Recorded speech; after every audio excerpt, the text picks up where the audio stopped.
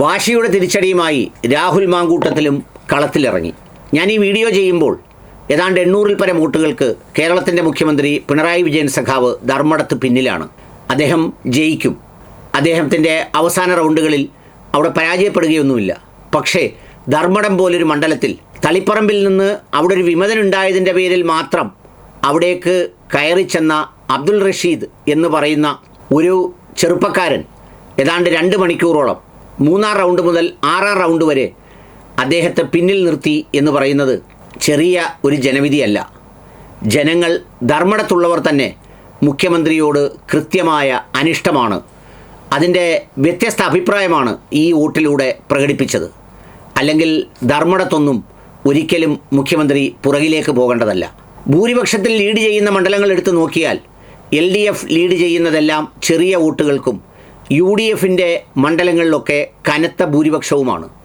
10,000-30,000-വും 25,000-വും വോട്ടിന് തുടക്കം മുതൽ ലീഡ് ചെയ്യേണ്ട മണ്ഡലങ്ങളിൽ 800-നും 1000-നും കിടന്ന് വലിയുമ്പോൾ അതിൻ്റെ തിരിച്ചടി ക്യാപ്റ്റൻ മത്സരിക്കുന്ന ധർമ്മടത്ത് തന്നെ ഉണ്ടായി എന്നുള്ളതാണ് ഈ ജനവിധിയുടെ ഒരു പ്രധാനപ്പെട്ട കാര്യം.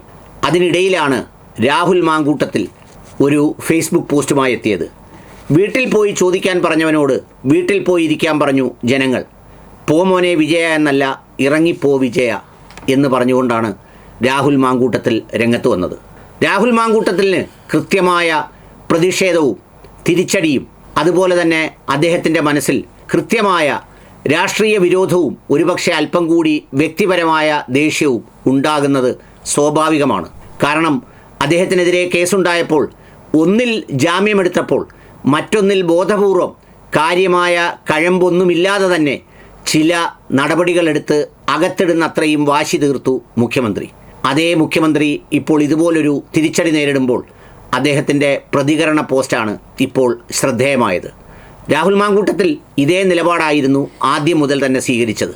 അദ്ദേഹത്തിനെതിരെ കനപ്പിച്ചതോടെ, അദ്ദേഹത്തിനെതിരെ നടപടികൾ കടുത്തതോടെ കുറച്ചുകൂടി കടുപ്പത്തിലുള്ള തീരുമാനത്തിലേക്ക് അദ്ദേഹം നീങ്ങുന്ന കാഴ്ചയാണ് പിന്നീട് കണ്ടത്.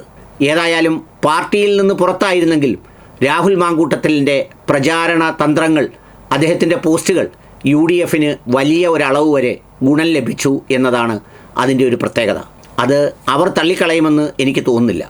എന്ന് മാത്രമല്ല, അദ്ദേഹം പാർട്ടിയിൽ നിന്ന് പുറത്താക്കിയപ്പോഴും വ്യക്തിപരമായ അദ്ദേഹത്തിന് പല പരിഭവങ്ങളുണ്ടെങ്കിൽ പാർട്ടി അദ്ദേഹത്തെ കേട്ടില്ല, ആരും ചോദിച്ചില്ല, വിശദീകരണം വാങ്ങിയില്ല എന്നതൊക്കെ ഉണ്ടെങ്കിൽ പോലും അദ്ദേഹം നിശബ്ദനമായി അംഗീകരിക്കുകയായിരുന്നു.